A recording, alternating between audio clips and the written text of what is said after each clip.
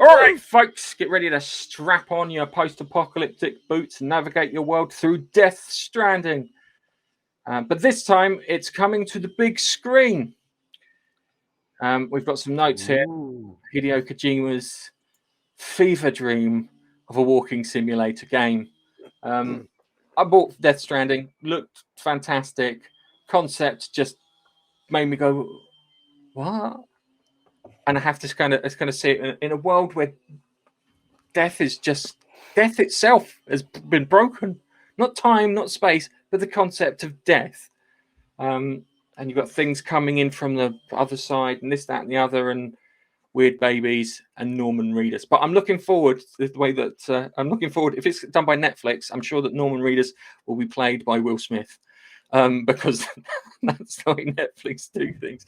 It's not. I imagine if they were clever enough, they've got that sorted. But last December, it was revealed that Death Stranding movie was in the works, with none other than Kojima Productions taking the helm of one of the two. With Kojima taking one of the two main producer titles.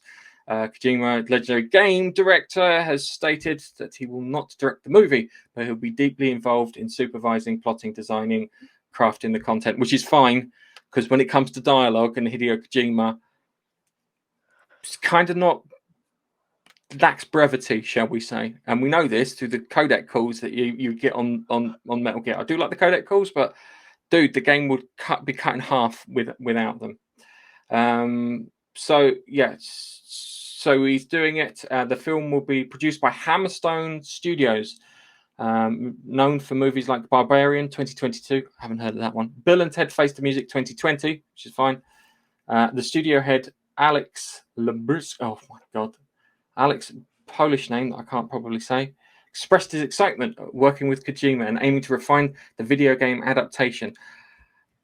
There's a thing at the moment where comic book movies are dying, and then things like Super Mario Brothers came along, and it looks like the next phase in movies riding the rails until things come off will be video game adaptations. Cool. And I think they're going to be okay. I'm not going to say good. I'm not going to say great. I'm going to say okay, because I'm going to hedge it down there.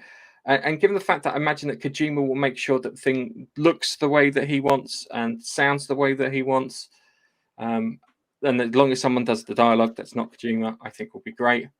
But it's weird to think that it's annoying because I want to see Metal Gear. I don't want Death Stranding. I've played Death Stranding. It's fine. Not the best story. Interesting concept, very interesting concept, very unique concept. I don't think it's going to have really broad appeal to people. I think it's going to have a level of appeal to people. I think it's going to kind of flop, but I'm more worried about the quality of the film itself, if that makes any sense.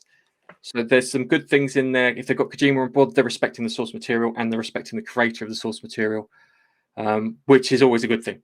The downside, a bit like is what the they did story with Last of Us. Yes. They respected exactly. the source material. They followed the first game pretty much, and therefore it was a bit of a hit. Yeah, it was good.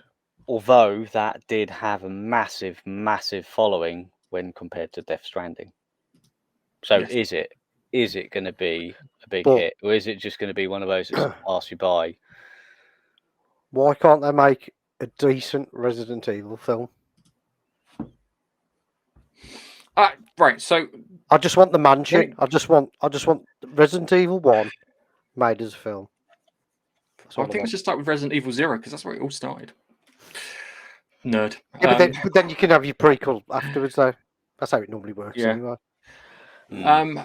It's, I think, because Hollywood are under the impression that they can do it better, and we know that we've watched a lot of stuff recently, and they cannot do it better unless you've got someone there. They keep hiring talentless writers.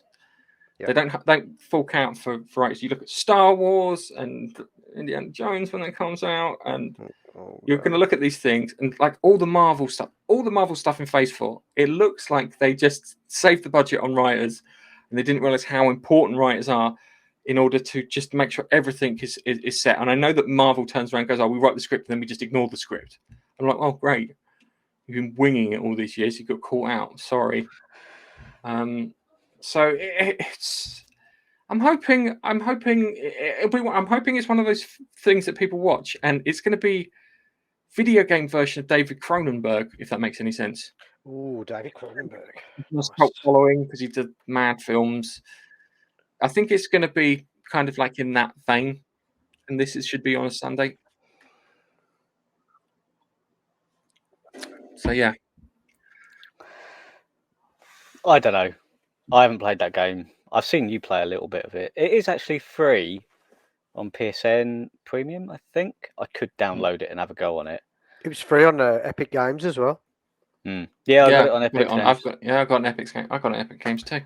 I've got it available to download, but whenever I look at it, I go, not bothered really.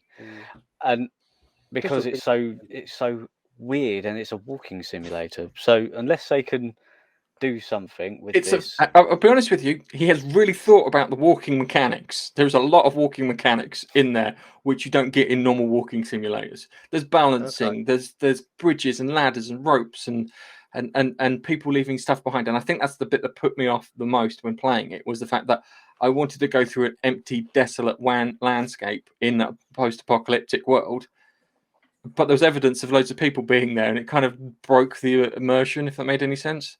Do you eventually get a red van and a black cat? No, you do get a van though, but no black cat. Sorry. There's a chance that a black cat might explode.